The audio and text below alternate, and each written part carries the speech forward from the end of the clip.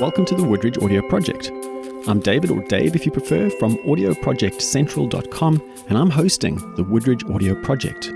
This episode of the Woodridge Audio Project is part of the uplifting, informative, and, I'm sure you will agree, inspirational series of character profiles of different people at the school. Please share the episodes with your friends and your family via your social media or in whatever ways you can think of, even if that means emailing a link to someone. You can find out more about Woodridge or contact a member of the team by visiting www.woodridge.co.za. The guest for this episode is Dr. Catherine Logie, the College Director of Academics, a physical science teacher, and a past pupil of the school. She begins by talking about her background and about her two journeys at Woodridge.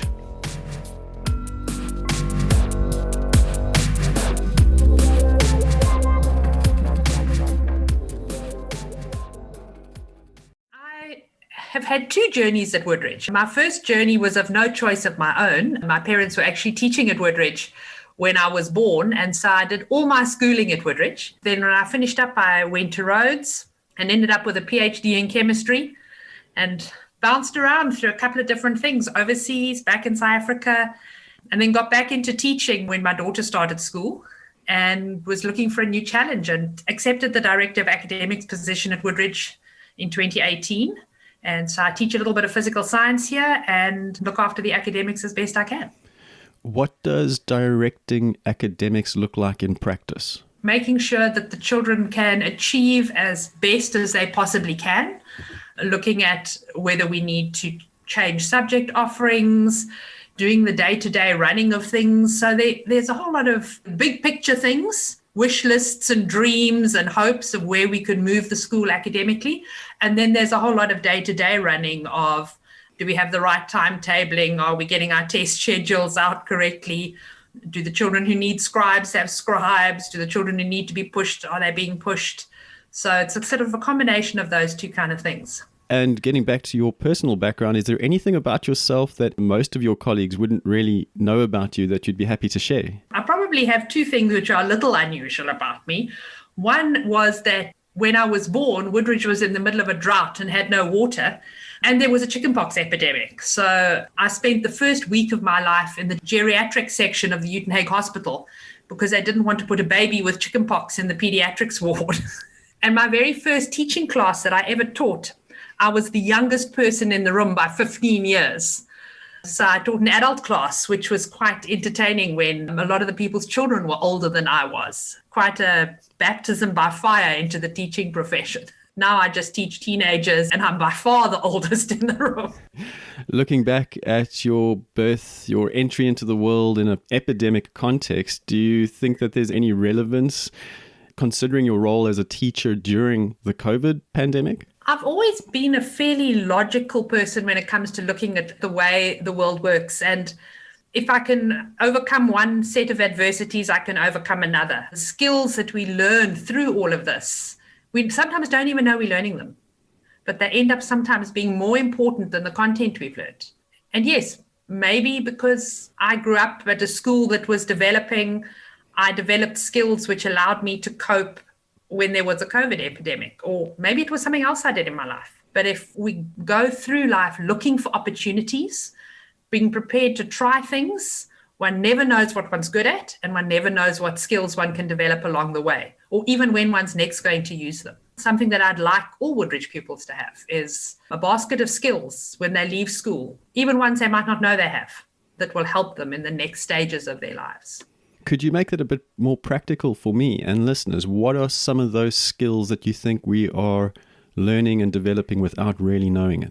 I think we learn resilience. I think we learn that very early without knowing it. And I think it became very clear over the last year that we are able to withstand more than we thought we could by struggling, for example, to solve a maths problem.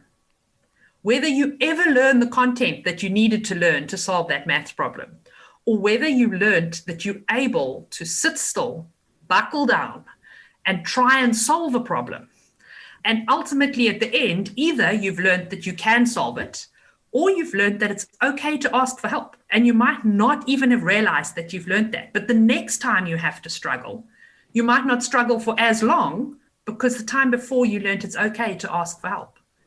And it's okay to be part of a community. And you might not even know that you've learned that along the way. Not just okay, but crucial to be part of a community. Crucial, yes. And I'd say the more I learn about Woodridge, the more I'm seeing that it is a big community of people who are willing to work together, think laterally, respond in interesting and novel ways to sometimes challenging situations. You mentioned the development of the school in one of your previous answers. What does it look like now compared to how it used to look? Or rather, I suppose the question is about how it used to look, because a lot of people will be familiar with what it looks like now, but compared to the days when you were a student there? There are more fields than there ever were. My mother has photographs of me as a 3-4-year-old planting grass. I'm sure I didn't plant very much. I'm sure other people planted most of it. But we planted grass, and the fields are amazing. And even through the drought, through recycled water and things, we've managed to keep them green. So those have developed over time.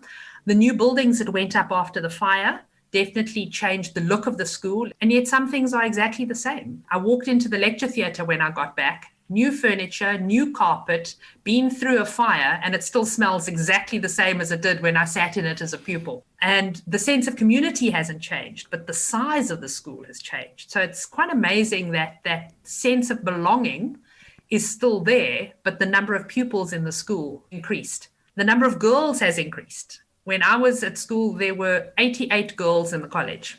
We're now getting upwards of about 200. So it's about 50-50 girls and boys. But in my class, there were 20 boys and 5 girls. So we were completely outnumbered. So those things have changed. But it's still Woodridge as it was when I went to school here.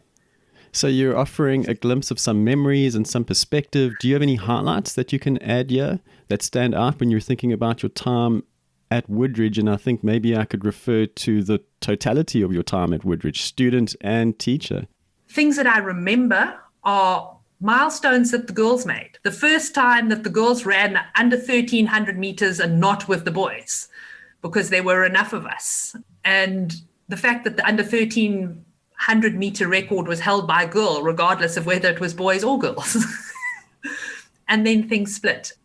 But probably my best thought looking back is how lucky I was to have such a firm foundation on which to build what came next. My heart still belongs at Woodridge. It always did. I drive out every morning from PE, and just as I start seeing the lady slipper and the farming fields, a sense of peace comes over me, because this is my foundation and my root, and that stayed with me forever. Coming back now, the highlights for me, lots of teachers will say it, that light bulb moment when you know that you've been able to make a difference in someone's educational journey. Be it my very bright students. I was able to award 5 academic honors this year. I was super excited. That's a highlight. But there's the other end of the scale as well. The child who maybe struggled to read when he was in primary school and has got through to high school and gets a matric at the end of the day through our efforts and can then go on and do what he wants to do. That's really, really important to me. The fact that I can make a difference. And I don't think I could be a teacher without that. That feedback is fantastic. Well, I have to ask you this question then. Based on your experience, your enthusiasm, even your conviction to make a difference, do you have a piece of advice for listeners based on what you've learned so far? Take every opportunity that's given to you and reflect at the end of each day on what you might have learned, and to think that those things might be more than what you think they are. And I go back to maths, and I think that, children always say, "Ma'am, I'm never going to have to factorize any time again in my life." Well, that's fine. You may never have to factorize again in your life. But what has learning to factorize taught you? Because that's what you'll take. The world's changing.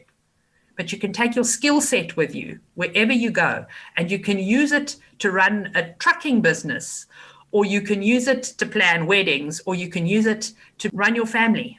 There are so many things that you can do with the skills that you have. And just be prepared to look for it and take those opportunities. Dr. Logie, thank you so much for your time. You seem so enthusiastic, and it's encouraging to speak to someone like you who I know is influencing young minds. Keep doing it. Keep at it. Thank you. Thank you very much, David. I've really enjoyed it. And that brings us to the end of the interview. Thanks for listening, and please do remember to share the episodes and relevant social media posts with your friends and family, and like the episodes at whichever social media platform you found them on. If you have any follow-up questions, head over to www.woodridge.co.za, where you will find the contact details for the school, and you can contact me at www.audioprojectcentral.com.